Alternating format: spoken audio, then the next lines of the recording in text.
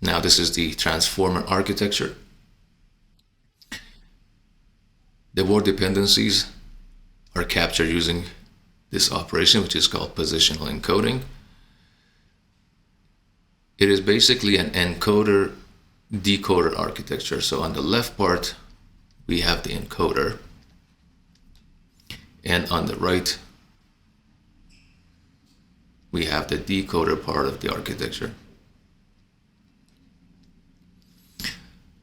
So in the task of machine translation, the inputs, let's say in English, go into the encoder. They are encoded into a encoding vector.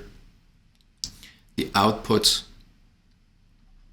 which are, let's say, French, corresponding translations are passed into the decoder as well. So we get the encoded text plus the output text, and we can train the model using categorical cross entropy and so on.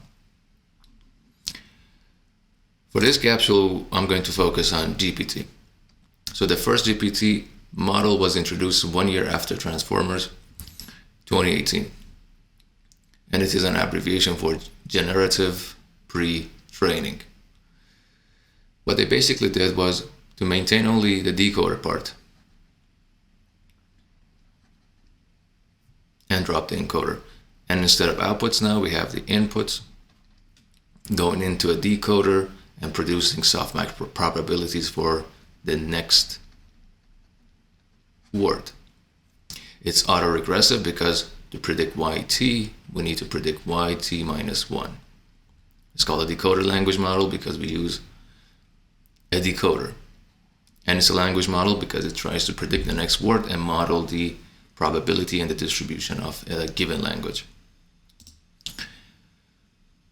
And this is what the architecture looks like in the original GPT paper.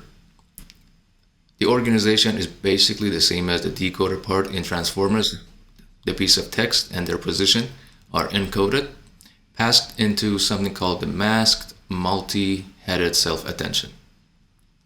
And that's probably the new part, the new architecture that we'll focus on. So this is the focus on this capsule. And then we have residual connections from ResNet. The result is passed to a normalization layer. And then we go to a fully connected layer, some normalizations, and finally we predict the probabilities for the next word. So let's start from the bottom.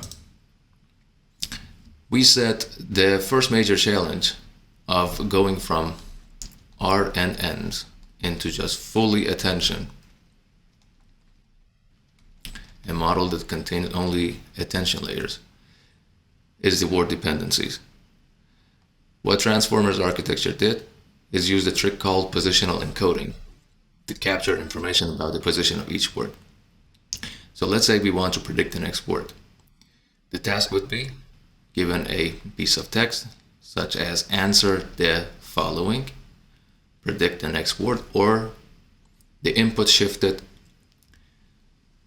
to the right by 1. So we have to predict the following question. To make the theory and also computation simple, we'll keep t and t prime the same. So the input length and the target length are the same. And for the inputs and also outputs, we have the position of each word in the sequence. So for positional encoding, we have to encode these integer indices, 1, 2, 3. So the Transformers paper introduced a sine and cosine function to encode the position of each word in the sequence. There's also been other variations, other functions that would encode the positions, but we're gonna focus and explain the Transformers method. So what they did was to use these two formulae, these identity functions, to encode these integers, 1, 2, 3. So in the function, what pose refers to is basically these integers, 1, 2, 3. and it will construct a matrix of size 3, or the same number of rows as T, where each row refers to the position, POS 1, 2, 3. And the number of columns is determined by the hyperparameter D of the model, or the number of embeddings of the model. So for every position in the sequence, we have D number of parameters that would describe that position. And it's a single matrix for the whole model. To get the value of the position encoding, we would look at the value of position. So in this case, the first row, put the value of position is 1. So this is 1. And then the 2i and 2i plus 1 look at the columns, D model. So let's call these K.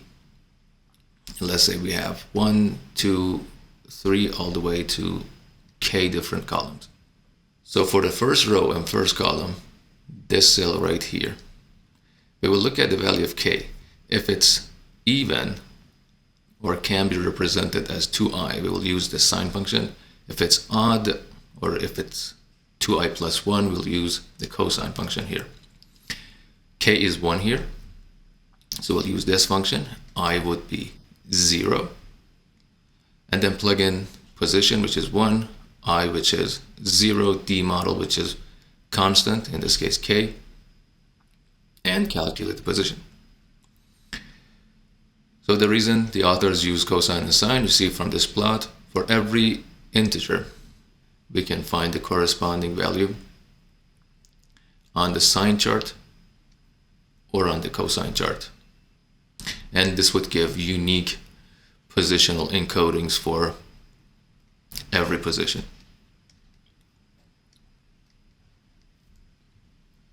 Let's see an example with the numbers. In our case, T was equal to 3. Let's set D model to 10. So we want to create 10 hidden dimensions. Now to encode these 1, 2, 3s, we can get the position embedding using this formula. And this would be the value for the first word, second word, third word. So this is regardless of what the input sequence is. This could be answer D question, or it could be the next sentence. This is only encoding the position. So the first position, the first word, will have these 10 values, 0, 1, 0, 1. The second word would have these values for its positional vector, and this is the third. So the hope is each one of these vectors would contain information about the position of the word, and when it's combined with token embeddings, or the embeddings from the words, we can capture both word dependencies and also information about each word. So now let's go to the second step, the input or token embedding. The idea is to create an embedding vector, and in Keras, TensorFlow, and PyTorch, it's a simple lookup table. Let's work with T equals 3. So answer the following, that's our input. D, let's share it across the models. The D model is 10, number of hidden states.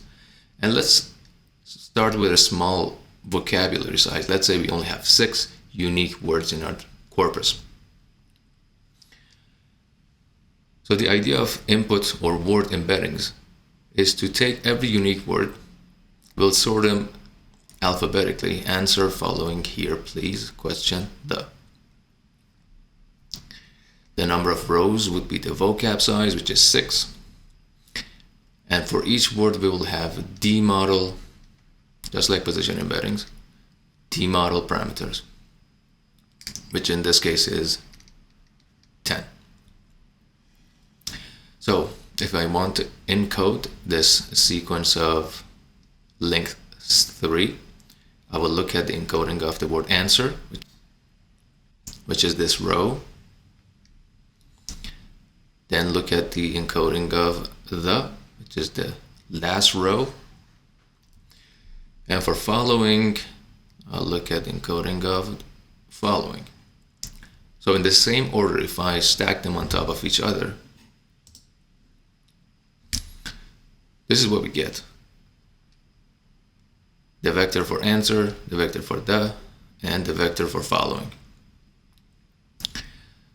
So in terms of NumPy, or let's say PyTorch arrays and tensors, it would just say the embedding vector, let's index into it the indices of answer, which is 1, the, which was 6, and following, which was 2. And please return the rest of the dimensions. So computationally, it's a simple lookup table, or we can index into different matrices.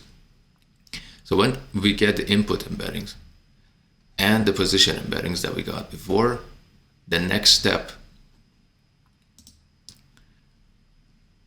in the transformers architecture is to take the two and sum them up. So this vector and this vector have the same rank and dimensions. So 3 by 10, position embeddings 3 by 10. So we can do element-wise summation.